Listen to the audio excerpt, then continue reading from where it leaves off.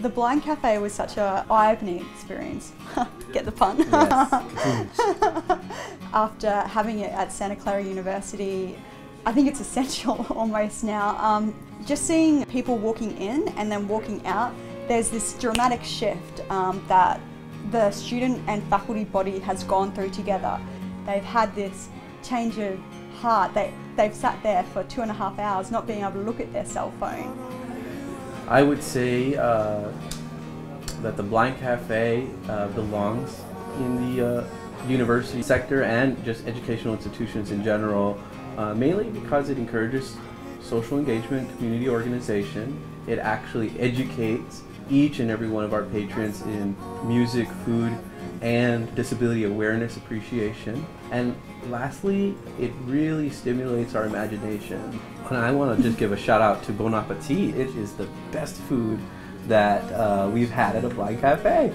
You know, I created the menu thinking, like, what would I like to experience more than anything? Because I'm not seeing it, definitely thinking outside the box of what we are. I experienced going to one originally and being part of the process again to bring it here and approaching Mauricio about doing the menu. Those are the things that we both talked about, trying to coordinate different textures and different flavor profiles. So the students have a completely different experience than they would in our dining cafe.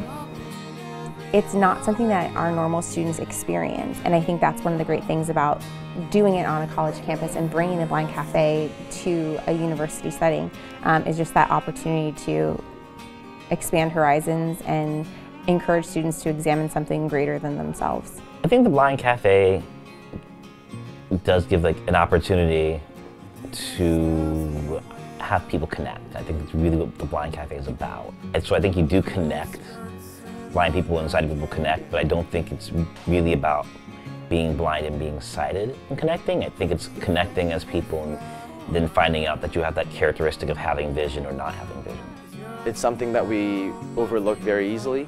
It's something I think we don't really think about on a day-to-day basis, and to have this opportunity to think about, especially for college students and faculty, especially with college students who are kind of in this part of life where you're molded and you try to find things that you feel passionate about and things that kind of fuel your fire. I think this is a really important time to experience a lot of different things. We're all at the stage where we're figuring out the world, basically, just to say in the simplest case. And if you get that kind of understanding at a younger age, then I think it can help you in the long run throughout the rest of your life. It was interesting to hear that someone like me who can see and maybe doesn't know a lot about what it means to be blind and what the blind experience is like can actually contribute to that struggle that they experience. And so I think it was just beneficial to hear that, to know that next time I meet someone who's blind, to just kind of go into it open-minded and, I don't know, just treat them like anyone else. So yeah, I definitely say being adventurous. You like to try something new. You like food, you like music, you like people, then I think you'll like the Blind Cafe. I like it.